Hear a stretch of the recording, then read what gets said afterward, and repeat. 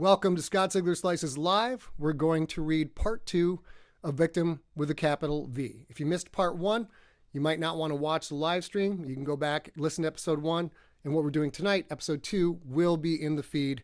And of course, we'll finish up next week back in San Diego with part 3. Here we go. Get you caught up. Previously on Victim with a capital V. Welcome to North America at the turn of the millennium. It's New Year's Eve, 3999.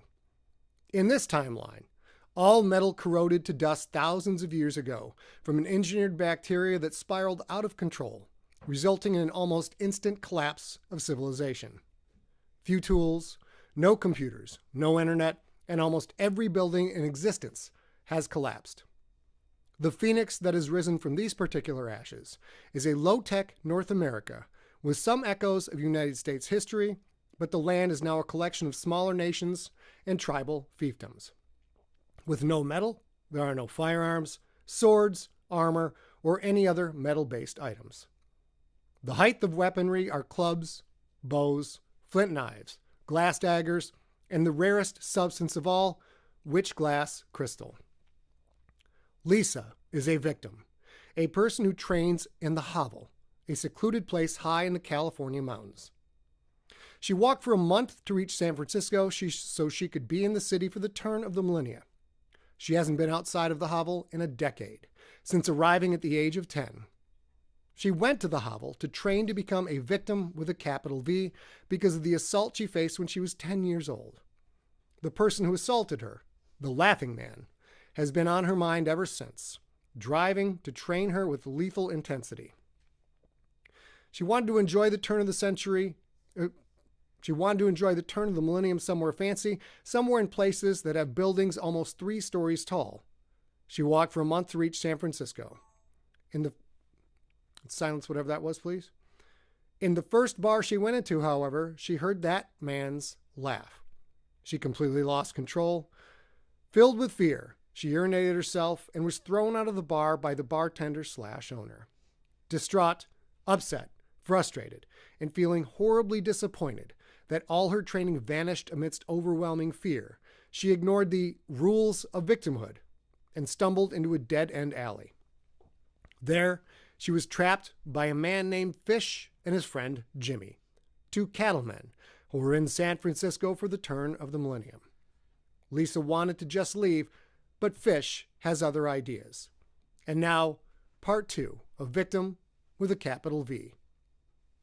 And since we don't have our normal transition sound, I forgot to bring it. I'll take a drink of tea.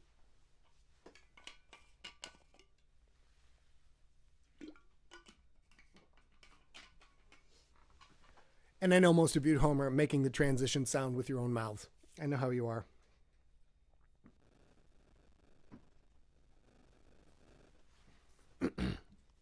And just to roll it, we're going to do a little bit from last week just to roll into this week.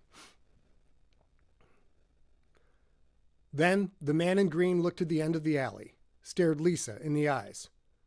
"What have we here?" the man said. "Hello, little lady." The man in dark gray saw her as well. Lisa said nothing. She wished herself invisible. She wished she'd never come to San Francisco. She wished, most of all, that she hadn't been so stupid as to walk into a dead-end alley. "Dark meat," the man in green said. "My favorite. Name's Fish, and this here's my traveling partner, James." The man in the dark gray duster nodded, alternating his glance between Lisa and Fish. "How do?" James said. He sounded nervous. He sounded like he'd been in scenes like this before, with Fish, and didn't like how those scenes had turned out. Still, Lisa said nothing. She just nodded. She wanted to walk past them, had to walk past them, but to do so would be to get close enough for them to touch her. "Just walk away. Just go, please," she thought. She'd heard enough stories from others at the hovel about what could happen in alleys, in the dark places of any city. The same things that happened in the dark places of small towns like Twin Falls. Things she knew all too well. "Let's get to the next bar," James said. "You got to see McIntyre's place. They got dancing girls in cages, nipple tassels and everything." Fish smiled a crinkly-eyed smile. Top front teeth missing. "I think I'd rather have a piece of this one right here." That smile reeked of entitlement. A man that thought he could take what he wanted, when he wanted. He couldn't be denied. What woman would want to deny him? Lisa heard a ghost echo of the laughing man's grinding giggle, an echo that faded. In its place, she felt something strange happen. The training she'd disparaged, the mantras she said ceaselessly over the last 10 years, those things spread through her, both calming her and making her nerves jingle and tingle and sing with excitement. "Leave me alone," she said. Fish puffed out his lower lip. "Oh, Darky don't want to drink with two nice fellas. I bet you got some friends around here, don't you, doll? Me and Jimmy been riding with the highwayman Petrelli. We just got paid. You heard of highwayman Petrelli, right?" Lisa had heard of him. Everyone had. She shook her head anyway. "I'm not from here," she said. "All the more reason to let us show you a good time," Fish said. "Jimmy's from here. He knows this town. Why not celebrate New Year's Eve with us?" "Fish," James said, glancing back to the street. "She said she don't wanna. Let's get to gettin'." "Shut the fuck up, Jimmy." The man in the green duster took a step toward her. So stupid to walk into this alley, she thought. "You're pretty, girly. Real pretty." Lisa said nothing. She took him all in, her training guiding her to observe the details. The deep green duster. Thread holes on the left breast in the shape of a Celtic cross. Beaverton Brigade? Kicked out, maybe. Some sinful behavior or another. Deer antler knife in a scabbard, right hip. Was he a lefty? 3 silver holsters just left of a ceramic belt buckle in the shape of a leaping trout. Billy club through a ceramic loop on his left hip. Boots, black button-down shirt, torn jeans, all coated with the mud and dirt of a long ride. A strap across his chest, holding a weapon holster on his back. Thick handle jutting up past his right shoulder. A sand sword? A macana? Fish took another step closer. Stumbled slightly, recovered. "You know, when a man pays you a compliment, you should smile. You'd be even prettier with a smile on your face." Close enough to smell him now. Beer, whiskey, sweat and stink, the smell of smoke and meat, just like he'd come from a barbecue. The man seemed to fill the alley. No way around him without getting close enough for him to grab, to touch, to hit. She couldn't avoid anymore. Now she had to warn. Lisa put one foot forward, one back, dropped into a fighting stance. She reached into her shirt and pulled her necklace free. She gave it a practiced shake. The rattlesnake tail gave off its dry, rasping sound. Familiar to many, but not to all. That was why the necklace had a second talisman, the fanged skull of the same snake. Lisa let the 2 talismans drop. They hung in front of her shirt now, suspended by the leather cord around her neck. "Fuck off, mister," she said. "I ain't worth the trouble." Her stance seemed to delight him. Fish smiled wider. The front teeth weren't the only ones missing. "A baby rattle," Fish said. "Ain't that sweet?" Lisa had hoped the man knew what it meant. Some people did. Those times were better than when they didn't. Fish took a step toward her, but James moved faster, grabbing Fish's shoulder. "Hold on, Fishy. She's a victim." Fish looked at the hand holding his shoulder, then up at his friend. "Better for you if you take your paw off me, Jimmy." Jimmy did, and quickly. "You don't understand," he said. "Leave this girl be. She's a victim with a capital V." Fish looked from his friend to Lisa. "That's supposed to mean something?" Lisa nodded. "Does if you're smart." "It's a cult," James said. "Assassins and shit. Killers." Un momento.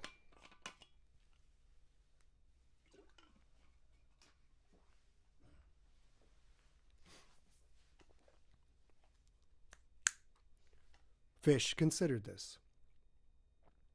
"So you're a badass," he said to Lisa. "Is that it?" Lisa's body itched with the need to be out of there. She didn't know the right answers. Not a badass, just not worth the trouble. Fish spread his hands. "Now you got me all curious," he said. "You gonna whip my hide if I touch you? Little old you gonna whip big old me? Like them karate motherfuckers from St. Louis. Is that it?" He remained planted in the middle of the alley. "I heard things," James said. "They supposed to be real fast on the draw." Fish picked his nose, flicked a booger away. "I'm pretty fast myself," he says. "People say it all around. Fastest in the Northwest. Maybe we should find out which one of us is faster." Still aggressive, still carrying the promise of pain and dominance, but his demeanor had changed slightly. Fish was intrigued. Lisa couldn't put her finger on it. It was almost like he wanted James's claims to be true. Like Fish heard of legends his whole life and always found them to be false. "You're drunk," Lisa said. "Trust me, mister. You don't want to find out how fast I am." Fish rolled his eyes. "Yappity yap yap yap. Everyone's a barking doggy. Bark, bark, bark. Tell you what, dark meat." Fish widened his stance. "Why don't we just see what you've got? You got two choices. Draw or give me a nice long kiss."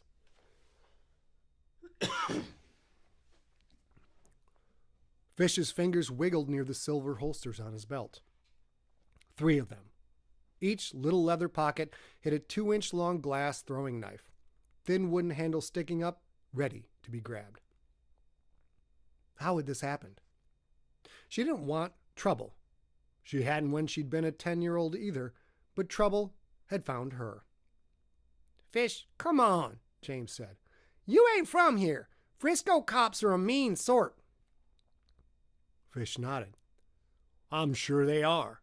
And I'm sure they don't give a fuck what happens in some piss-stinking alley when the streets are full of New Year's delight. Besides, Darky here ain't gonna draw. She wants to give old Fishy a kiss. Don't you, doll?" The man puckered his lips, made 3 kissing sounds, then smiled. Kissing. Like the laughing man had done. Never again, she thought. Never again. 10 years of training became a spirit that possessed her, took her over, controlled her from head to toe. The training was a bent branch, held back by 100,000 throws, a taut bowstring waiting to snap. She waited for Fish to blink. When he did, the first sliver was out of her hand before he opened his eyes. It knocked his cattleman hat from his head, sent it tumbling. The second sliver flashed out and the hat spun a different way. Just before it hit the ground, the third sliver slapped it backward. She slid her hands back into her sleeves an instant before the hat landed on top of the unconscious, piss-soaked bum. Her fingers gripped the handles of 2 more slivers, ready to throw again if Fish made a move, already locking in on her next target, the base of his neck just below his windpipe. Because if warning didn't work, She had no choice but to move to killing. "Holy shit," James said. Fish stared. He blinked for only the second time in that short encounter, and his expression shifted from entitlement to drunken amazement. "Jimmy, did that just happen?" James stepped to the bum and picked up the hat. He walked to Fish, held it up for all to see. A thumb sticking through a hole in the brim, fingers through two other holes in the crown. He wiggled all 3 digits. "Yep," he said. "I didn't even clear leather," Fish said to Lisa. "I mean, you could have killed me." She focused on containing the tremble that desperately wanted to escape, wanted to shake her body around. "Like I said, mister, just leave me be." Fish took the hat from James. She thought he was going to put it on his head, but instead, he held it to his chest with both hands. "Ma'am, I ain't ever seen throwing like that. I would sure like to buy you a drink. I might have been a bit of an asshole there. I'm told that happens when I drink. I would like to apologize." James snapped a glance at Fish so fast, Lisa thought the man might fall over.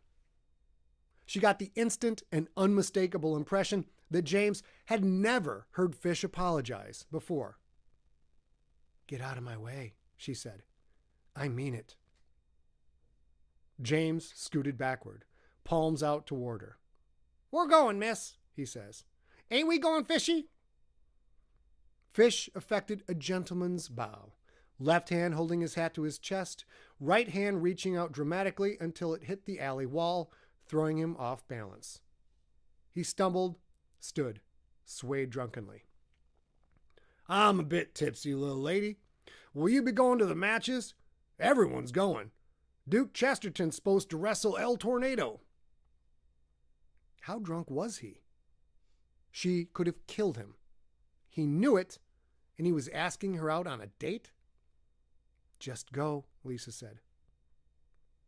James pulled at Fish's duster, and this time Fish didn't seem upset at all. He smiled his missing tooth smile, kept trying to bow, almost fell over every time he did. "Until we meet again, ma'am." The 2 men left the alley, and like dry logs thrown into a river, they were washed away by the passing crowd. Lisa stood still for a moment, hands in her sleeves, fingertips touching the wooden handles of her slivers. She waited, expecting Fish to come back, wondering if she would put a sliver in his throat if he did. And then it all caught up with her. Her body shuddered, a shiver worse than any she'd suffered in the mountain winters. It racked her so hard she had to put a hand on the wall to stay upright. All the fear she'd felt facing those 2 men. All the fear she'd felt facing those 2 men, it had bottled up inside of her, been held down by pressure, the pressure of her training, she had to admit, and now it was bubbling up like a shaken beer. More people out in the street now, more animals, more noise, shredding fiddles, strumming guitars, big bass drums, snappy snares, ceramic horns and bone flutes. The crowd marching along with the wrestlers' wagons. In those wagons stood fighters, flexing their muscles, screaming obscenities at each other while the people roared in delight. Many of the people sang along with the band. Lisa recognized the song. "Stand and face your foe. Forward, forward, the only way to go. Never turn your back, always on the attack. Fight, fight, fight to the final blow." The wagon train was rolling toward the arena. "Everyone is going to the matches," he'd said. Would the laughing man be there? Lisa walked past the 2 bums and stood at the mouth of the alley, watching the crowd flow past. She realized, suddenly, that the sun had set. Lamps everywhere, flames flicking inside colored glass, making the streets jump with reds and greens and yellows and blues. Were any of those lamps witch glass? Did they hold spellfire? Maybe Frisco was rich enough for something like that. She wasn't about to touch any of the lamps to find out. She moved across the street, careful to avoid a blue-skirted buffalo with a monkey on its back wearing a suit of blue that matched the buffalo's skirt. No person leading the pair. The monkey did flips, held out its little paw. Some of the drunken revelers would hand it coins, which the monkey put inside its little coat. A dancing bear, toothless and old. Some asshole with a whip cracking it in the bear's face, making the beast stand on two wobbly rear legs. Sacrilege. She could only imagine what people from the Grizzly Coast would do to that man. But in Redwood, it seemed, no one gave a shit about religion. What a twister of emotions. She'd come into the city on the back of a wrestler's wagon, feet dangling above the brick road, eyes wide at the wonder of the Redwood Empire's wealth. The buildings, the statues of granite and witch glass, the bright clothing of the rich people. Witch glass weapons of so many colors. Then, that instant in the bar when she had been dragged back to the worst moment of her life. She had wet herself, rushed out of the bar like a coward carrying the awful weight that she'd wasted her life with worthless training. And, finally, the alley. Facing down Fish, 3 slivers to his hat. The kind of shooting that even her counselors couldn't do. She had stood up to 2 full-grown men, 2 men that rode with a living legend, and kept them from putting their hands on her. If Fish hadn't been drunk, maybe it would have gone differently. No way to know. And it didn't matter, because that was the way it went. Lisa couldn't explain the feeling inside of her. She wasn't a badass. She knew that. Not a highwayman, not a ranger, not a Puma warrior, not a slinger or an outrider or anything like that. She was just a small woman, yes, but she had defended herself. And with that knowledge, she knew she had the gravel to step up to the laughing man. Was it her job to kill him? No. That was the work for some sheriff, some judge. But what was she going to do? Report on a 10-year-old crime? No one would believe her, especially not in a city this busy. His word against hers. Was it her job to kill him? No. Was it her duty? Yes. Because if she didn't, what the laughing man had done to her, he would do to some other family, some other little girl. That was part of the victim creed. Never again. It didn't just apply to her. It applied to anyone else the laughing man might hurt. If she let him live, she was complicit in anything he did from here on out. Would he be at the matches? Might be 1,000 people there, maybe more. Would she even recognize him in that crowd? The matches would go on for hours. She could always check there after. After, she went to the one place where she knew he had been. Lisa stepped out of the alley and walked upstream against the crowd. As she walked, she pulled slivers from hidden padded pockets and slid them into the 3 empty holsters inside her sleeves. This was the opposite of avoidance, one of the rules of victimhood. Yes, she did so because it was time for killing. Could she do it? She'd never killed before. She reached the door to Ziggy's place. Lisa waited a few seconds. She let the mantras flash through her thoughts. A decade of training whipped like wind scraping across the waist. Could she do this? Never again. It was time to find out. She slid the wooden bolt, pulled the door open, and stepped inside. The smell of stale beer, roasted meat, and puke. The bar was almost empty. The bread lady, eating pork chops, one arm curled protectively in front of her wooden plate. An old man face down on a table wet with his own vomit. The woman in the skimpy yellow dress still sitting at the bar reading her book. Ziggy, the bartender, wasn't there. Maybe he was in whatever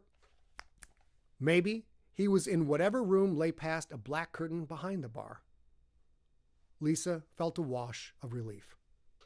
The laughing man was gone. Relief followed by guilt. This was her duty. She shouldn't feel happiness at not being able to do her duty. But wait. A small orange glow from a table in the back, almost fully in shadow, half obscured by the flickering light of the hanging oil lamps. 2 men. One holding a cigar.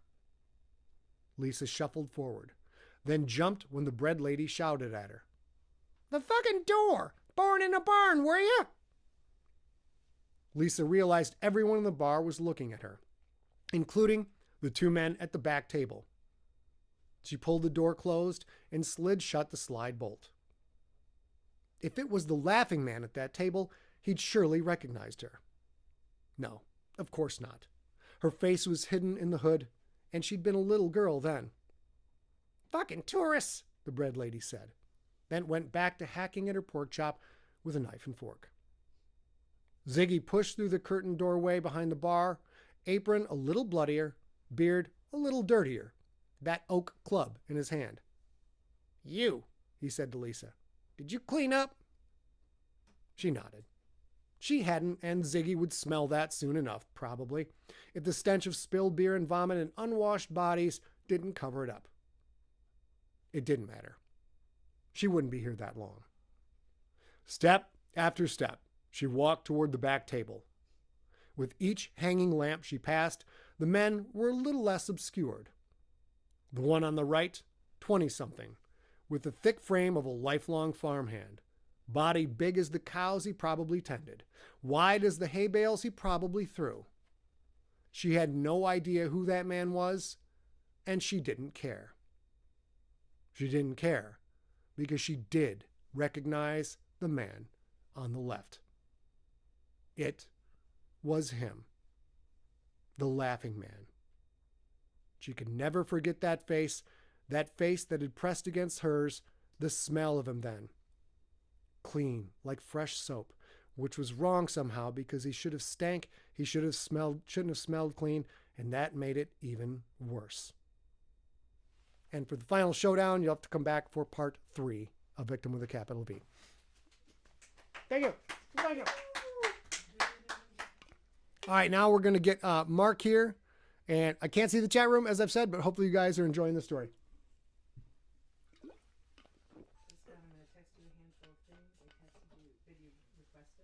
Okay. Mark, come on up, have a seat.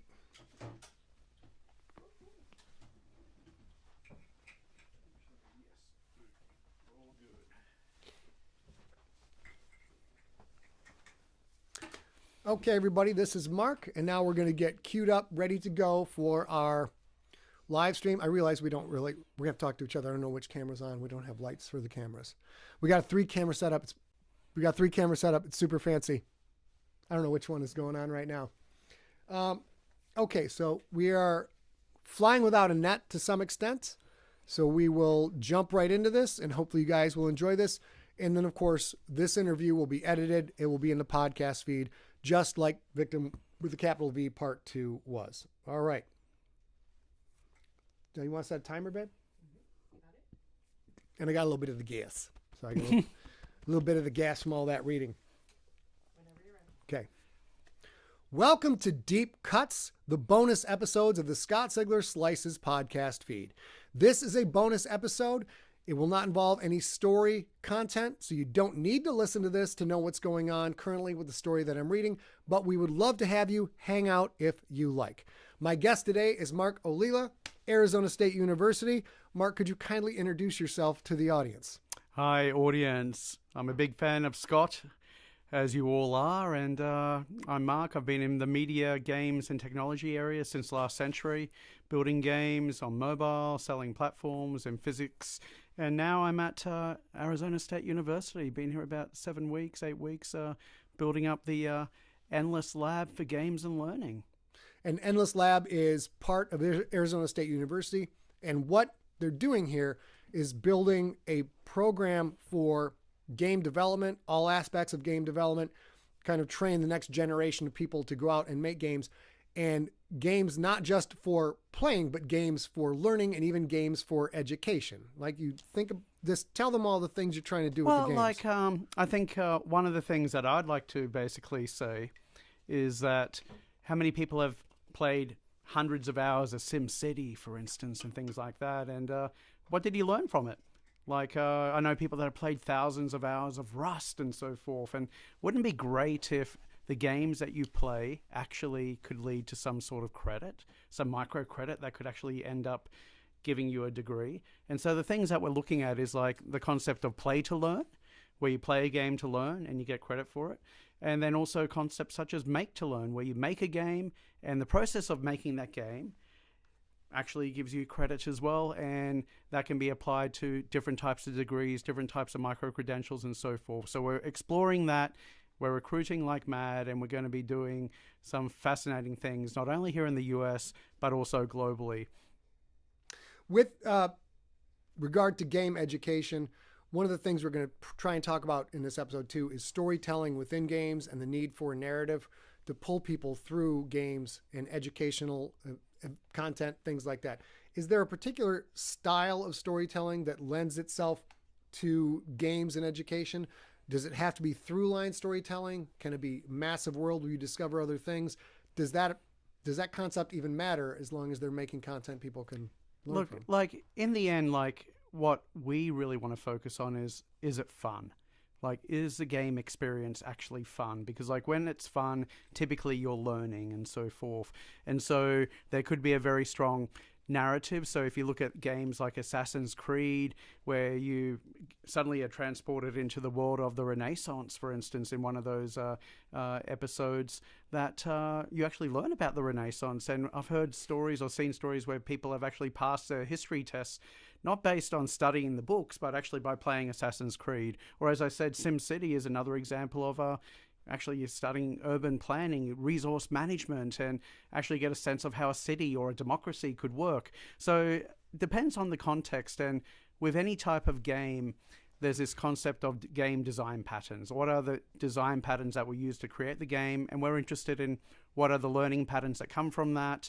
And then from those learning patterns, okay, what do you actually learn from it in the end that could actually lead to a micro-credential? So the narrative side, storytelling is absolutely vital. It's important. It all comes down to the context of what the actual game is and what you're trying to achieve. Some of the cool things A and I have been able to see since we've been here for a couple of days is a couple of VR experiences, a thing called Alien Zoo, and completely immersive. You look around, the entire environment changes. You can actually interact with some objects. And we have had a brief lesson on biology, which was gripping. And today was a lesson on chemistry, where we were actually in a solution, learning how the chemicals interacted by being sort of in there with it. And it's breathtaking, amazing technology. And A and I both were like, if we had had this when we were in school, we would have learned a lot more, a lot faster because of the narrative pull. It wasn't just like, here's some chemicals doing a thing. You were trying to solve a problem to save lives on this distant planet. Very captivating stuff with music and surround sound. It was wonderful. And with what you guys are doing as far as creating games and a storyline through a game, is it important to come up with a story first and map the mechanics to the game? Or do you kind of come up with a general set of mechanics, say, what kind of story can we tell with the tech that we have? I think it comes down to what is the education or the education piece that you're trying to achieve, and then build the story around that. And what's interesting with ASU, and like I didn't know about it when I came here, that it's actually such a creative university, like being voted, the top 10, 10 years in a row, the #1 innovative university in the world. And what it prides itself on is not the number of students that it rejects in terms of coming in, like maybe like a prestigious university like Harvard or something like that, but more about the students that it lets in and who actually can graduate from there. And it talks about 5 realms. And the first realm 1 is really like in the university, in the classroom. Realm 2 and 3 is more about this online learning. Realm 4 is what you and I experienced in the VR, XR experience.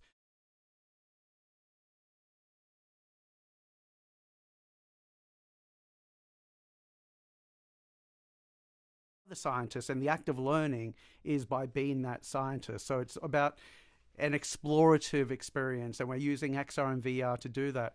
Realm 5, which I'm very much driving, is about education to the masses, personalized learning, and how do we actually use games to actually deliver that learning experience and the narrative around it. And technologically, from my perspective, it's very much around XR, AR, and the mobile, because when you look at what are the technologies available to kids in Africa or in remote regions, typically it will be mobile is the first piece of device that they get. So how do we actually deliver learning through that and make it a lifelong experience, not only a short experience at a physical university?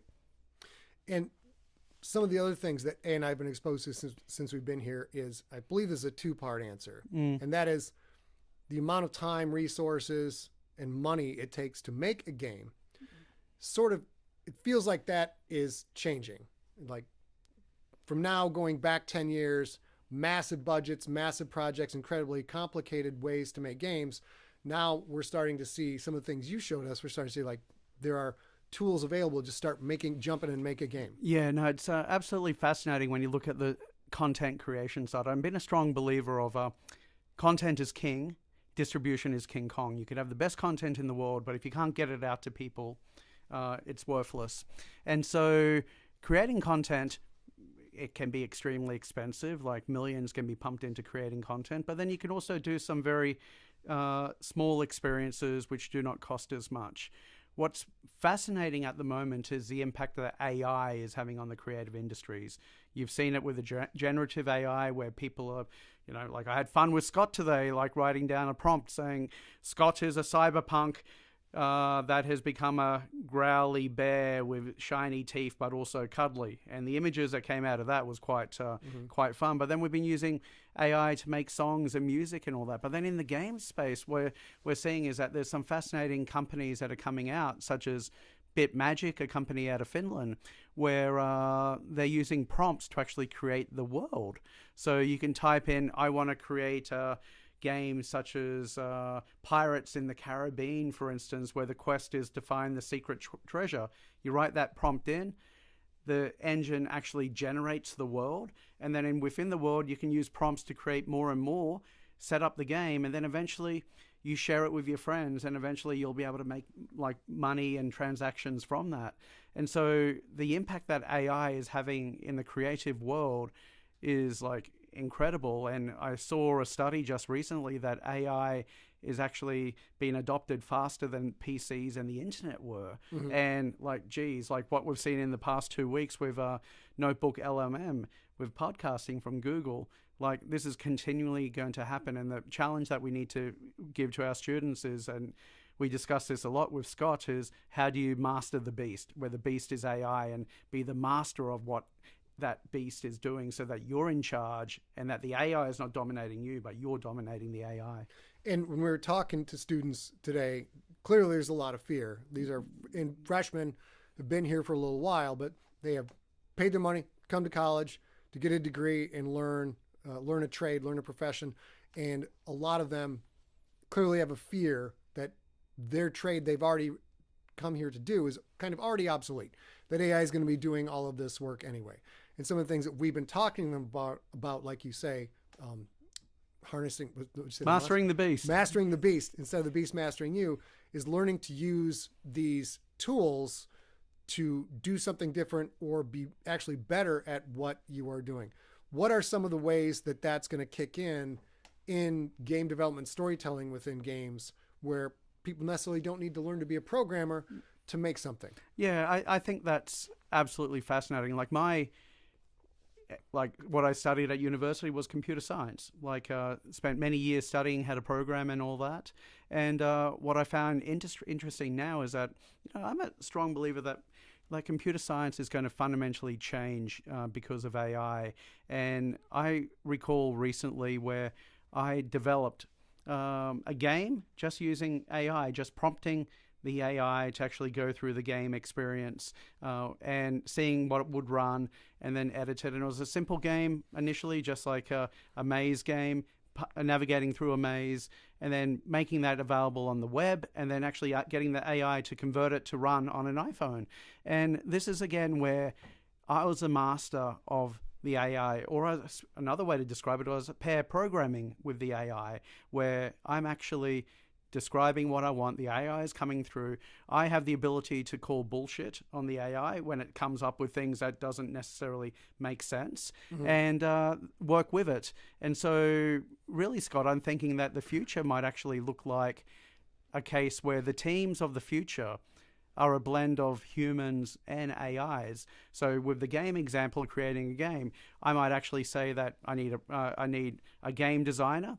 I need a narrative person that actually has storytelling ability.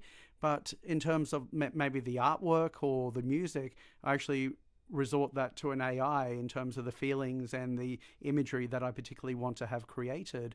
And that team is what puts together the final content accordingly. And with this is that not to fear it, but to embrace it so that you're on top of it. You're not letting them like dictate to you, you dictate to them. And in the end, like like lawyers, they shouldn't be dominating you. There should be a service to you. When you need them, they come in, but fundamentally, similarly with the AIs, like they're a service to you. You're in control of them. Going back to storytelling in games, how does a game change storytelling, and how does storytelling change a game? So let's say we can have, I play a lot of Fortnite. Fortnite has a bunch of lovely stories, but none of them matter at all to the mechanics of the game. You're going into a battle royale. So if you are really involving storytelling in a game, how does that change a game? How does a game change storytelling? So I think it comes down to how you're interacting with the game and so forth and what you use. So for instance, Fortnite or even Minecraft, for instance, you often can create the story yourself by what you're doing in the game, what you're creating in the game, and how you're interacting with it accordingly. Similarly, at the same time, there's often commentary being made about like, did this movie make me cry, or did this game actually make me cry, and did it bring the emotion out of me? And a combination of that is like, is it through the emotions that you feel by playing the game, is through the story and your imagination actually generating that emotion, or is it through the engine that the game is using with some small story aspects, but the lights are dim and the music is coming through and the darkness is there, that you're playing Doom and the sound is like getting you scared, you're getting fear into it. And so again, it's comes down to the game designer about what tools they particularly want to use to try and get to the emotion that they're looking to achieve. And I think there's a lot of freedoms there that exist at the moment. And with games, like the great thing about games is that you can take the game in the direction that you particularly want to do as a game designer. But what's more exciting is when you actually see the community take the games into different directions and create mods or modifications that you never thought would actually take place. And people making mods of the game creates a much bigger community and more broader storytelling off that main story. From my perspective, if somebody's going to adapt one of my novels or short stories into a game, I'm pretty good at scaring people with just words on a page and having the toolkit of a writer. Like, I'm going to give you this small prompt, and then your brain is going to fill in the absolute worst version of that prompt to you. So my job is to screw with your mind and let your mind do the scaring. I'm just sort of like giving you a note, like, hey, scare yourself this way, and give you permission to do that. With the game, there's some levels of that, but at the same time, game has many more options. Like, its sound design is a huge one. Yes. When I played Dead Space, the sound design in that was spectacular and just scared the crap out of me before the monster even showed up. You get an absolutely sprawling canvas. It's not just one screen you're looking at an entire world. And the design, color choices, costuming, the way you interact with it. So for a storyteller, it brings all these extra elements to the fore.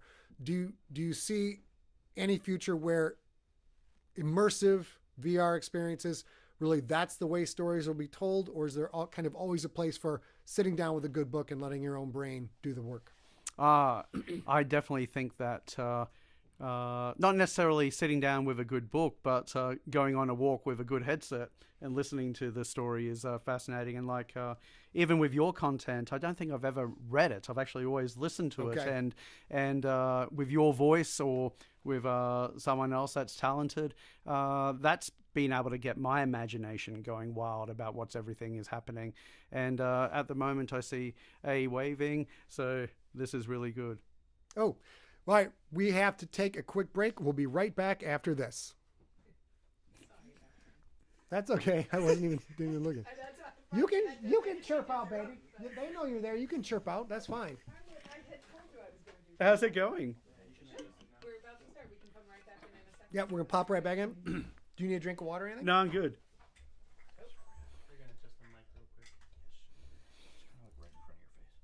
Yeah, I know. I'm short and beautiful. There you go. Everybody at home, we're just making some adjustments to the tech. We'll be jumping right back in, so hold tight.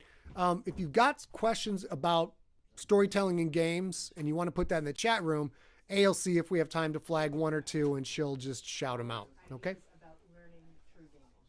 Say that into the mic. It's ideas about learning through gaming or storytelling in gaming, and we can do that. All right, you guys ready to jump back in? We got a whole passel of help today. It's quite spectacular. Ready to roll? It's like an episode of Seinfeld. And we are back on Deep Cuts with. Sorry, I screwed that up. I got Mark's. Oh, here we go. And we are back on Deep Cuts. With us today is Mark O'Leary. He is the founding director of the Endless Lab of Games and Learning at Arizona State University. And we're doing this all from this amazing facility called the Mix Center, which has just blown A and I away. I'm going to tell you about that, and I'm going to ask you to explain the role of this facility and what you guys are trying to do here. The Mix Center is a world-class media and immersive experience center in Mesa, Arizona, which opened in fall of 2022, hosts hundreds of students who will be making films, designing new virtual worlds and video games, and creating other immersive media experiences of all kinds.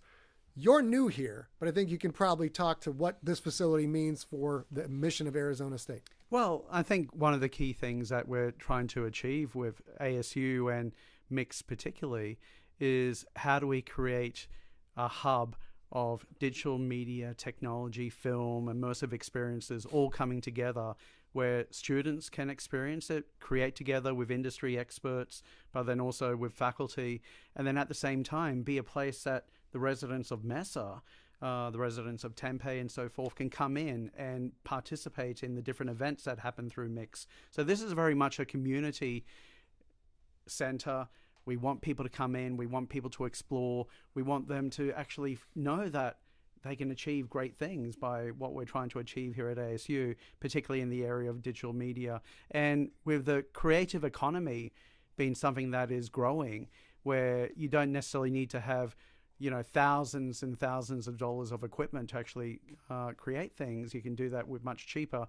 Mix is a place where we can do that. We can experiment. We can build props. We can do a range of things from fashion. Like I'm fascinated with the idea of like games and fashion. Like, can we actually have fashion students and game design students work together to create new fashion, which is real, can be shown off in a museum or a gala event, and they get dual credit for it and things like that. So crazy ideas, different ideas. We want to be courageous about what we're doing with games, what we're doing with the immersive media experiences that we've got available here at Mix.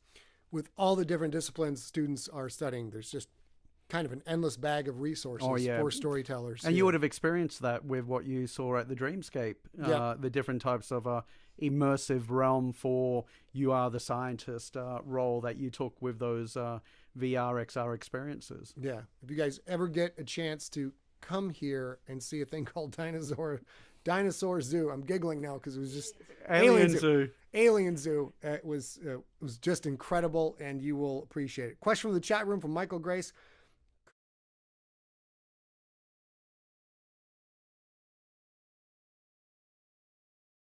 AI a different outcome. Why not? Yeah. Like, why not? Like I think like there's been some games out there where the every time you play, the actual level is it's different. It's making sure that it's not repetitive, so you still have the main experience, the core experience, but it's not a classic example of like 3 walks left, 2 walks right, go forward, and so forth, that you suddenly remember with the old patterns that existed in old games and all that. So I see that is changing quite a lot, and AI is being used heavily in the games industry at the moment. And there's several massive world games where you can go off in any direction. Oh, yes. But that's still all scripted. That's a team of people writing different scenarios and different characters and different decision trees that you will go through. Can you see any area where I'm able, as a game creator, I'm able to give, here are the parameters of this group of people, this group of people, this group of people, and then let AI extrapolate out. So you've had your encounter that's scripted. When you go beyond it, can it sort of retain the behaviors of what's going on and create new adventures on the fly? Yes, like absolutely. These are the sort of experiences that game designers are trying to create at the moment, which is beyond the, let's say, the scripted ones that exist out there, but actually trying to create things which are a bit more random or a bit more unique and not necessarily repeatable as well. And so we'll see more and more of those types of experiences as AI has actually become more integrated into the game experiences. But then at the same time, when you look at AAA studios, the big companies out there, those experiences are typically always scripted along and planned along and all that. I'm looking for more innovation from the younger studios, the indie studios, which are really trying to break out and showcase new technologies. I can sort of see where if the AI is watching a massive multiplayer game and actually learning from the many players playing it, is able to make better NPCs, better bots, etc., that could go there. But that seems to hit a wall with the storytelling part of it. Like how much you think AI learning from players and replicating player behavior and extrapolating that out can contribute to new stories happening. Well, like I think there's a lot of research out there where research scientists have been using AIs to play the games, to learn from them, like DeepMind with AlphaGo, and learning, basically watching Go championships and so forth to actually learn how to play Go. And then also what DeepMind, it's a subsidiary of Google, did with StarCraft, where they studied StarCraft, a classic Blizzard game that everyone knows, to actually learn how to play StarCraft accordingly. Mm-hmm. And that's something which I'm very fascinated in, is how AIs can particularly learn games, play them, but then also at the same time, can they come to a state where you can work with an AI that has studied games and actually interact with it to help create new games? And that comes back to my commentary earlier where I said, like, the teams of the future will be a blend of AIs and humans. And wouldn't it be fascinating if one AI is actually the game designer, where I'm working with that AI to say, okay, I want a game that takes in the concepts of StarCraft, concepts of Snake, and the concepts of Doom, and make it a puzzle game and see what it sort of comes up with. And is it actually something that would be fun? Maybe not, but I think that's a fascinating area that now the machines are powerful enough, the models are advanced enough for us to actually start doing that. And using the AI in an educational environment like this, you don't have a program for your students to develop their own AI, but it doesn't seem like that's really a need. That's being provided elsewhere? No, so I think in many ways, like, there's the master of the beast. How do we ensure that our students actually can work with all the different AI tools that are available to create amazing content? Like, that's absolutely crucial. But at the same time, I see that there's an opportunity for students to then go deeper into the creation of the models. And if you go to, I think, something like Hugging Face, where it's a website where there's all these different AI models there's thousands of models there, some which are more optimized for images, optimized for sound creation, music creation. I could see that there could be models there that are actually focused on game creation. And that would be an area where students could actually focus to, okay, I want to be an expert model creator accordingly. But I think the majority will be actually, okay, how do I actually become someone that can work with the AIs to control them to do what I want to do? Oh, question from the chat room. Okay. It's not coming through. Just shout it out. Recluse Mage asks, how much of this facility and its works are open to the public to visit and or make use of? The question is, how much of this facility is open to the public to visit and or make use of? We accept people to come visit here all the time and so forth. And then when it comes to how to use the facilities, that's something I need to work out. I'm only 6 weeks in, so I'm still working that out myself. But no, absolutely. Like there's tours here all the time. And we have the Dreamscape experience here, which Scott and A experienced as well. And at the same time, this is not about coming to Arizona, coming to ASU. It's also about, like ASU is about trying to get this out to other universities, other places, so that people can learn and experience as well. So Dreamscape, like we have it in Tempe, we have it in Mesa, and they're looking at other universities as well. And eventually the whole idea is that we can disseminate this out to the home. So absolutely check it out. And if you're in the region, do come visit, because like the worst thing that can happen is to have a university facility that is not welcoming. And we are absolutely welcoming people to come here and experience what we have. Got another comment from the chat room. Michael Moore says, I think it's great for K through 12 schools to teach history and allow students to experience how it was. And Specifically about the Dreamscape. the Dreamscape. Yeah. What was this, the museum we saw today? The mosque? Hagia Sophia. The Hagia Sophia? How do you say that? Hagia Sophia. The Hagia Sophia.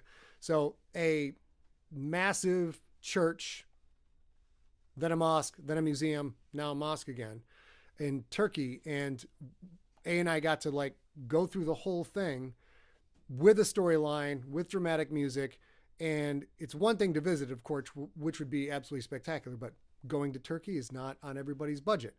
So we were able to see this amazing facility and get way up in the rafters and see all kinds of details and get to all kinds of private areas through VR and through education, which goes back to Michael Moore's comment about K through 12 student being able to see that here or with a VR headset at home. The educational possibilities are kind of staggering. Yeah, no, it's absolutely amazing what is done out there. And like there's a wonderful example of XR and VR work that's been done. It's done at Ocean X, which is exploring oceanography and so forth. And they basically have created VR and XR experiences about the ocean.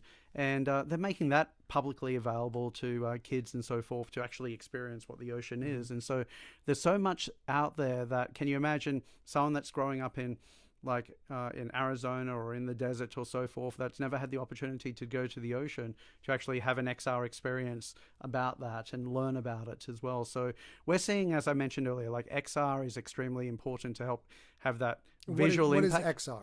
XR cross, like it's VR. It's another way to describe VR or XR and so forth. So it's used very loosely. VR, virtual reality, MR, mixed reality, AR, augmented reality, XR, combination of all of them. Okay. Yeah. Okay. So and fundamentally having those kids that have never seen the ocean before to actually experience that through an XR experience. Another question from the chat room, also Michael Moore. So if your students are creating games and using AI to create the games, how is that copyrightable when the U.S. Copyright Office won't recognize AI created works? Is that a different thing? Like if AI creates a book based on my work that somebody else scans all of my work and puts out a Scott Sigler story, Galactic Football League story, they can't copyright that, they can't sell it. Is that a factor in game development? It's nothing that I've come across at the moment. Okay. I think one of the key things that we want to ensure is that whoever creates the IPR retains the IPR. That's naturally one thing that's important.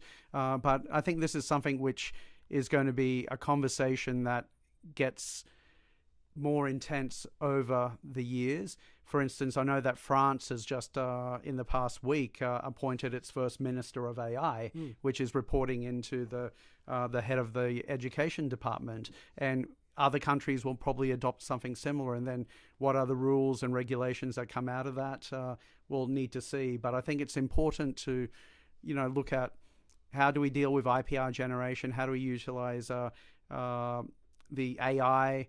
How they actually go about generating that content and understanding that, okay, who's the actual true owner of it? Now, probably the most important question of all, if you got to make a game out of a Scott Sigler property, which game would you be picking for that? Oh, well, like, luckily for me, I love the whole Scott Sigler universe, particularly. GFL, I really enjoy it.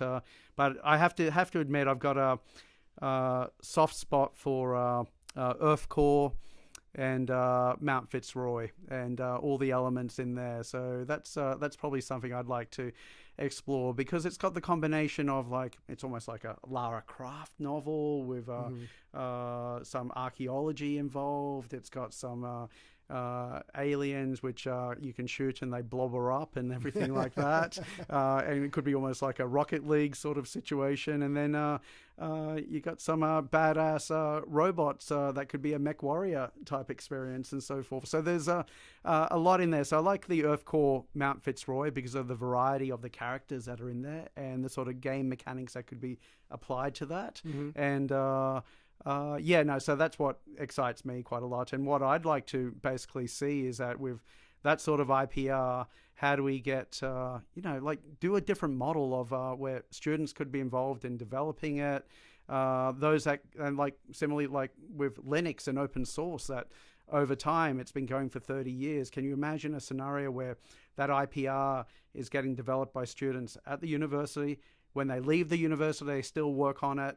And then if it gets commercialized or monetized, that you as the original author get rewarded, the students that contributed get rewarded, and it's stored on some blockchain over time. So money is shared equably to everyone that's involved in it. And that's, I think, something very different, very unique, and could be like, earth-changing to how game development is done and how royalties are shared.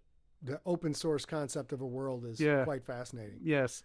Where should people go to learn more about what's going on here and storytelling in games? Well, I think one of the best places to search for is just search for Endless Lab ASU. That will get you to a good link accordingly. I'm still working out what the final links should actually be. I think I've got something like the herbergerinstitute.asu.edu/endless, but that's a bit of a word salad. So I think we'll stick with just search for Endless Lab ASU, and you'll get to a good page and see what we're all about. But it's exciting stuff.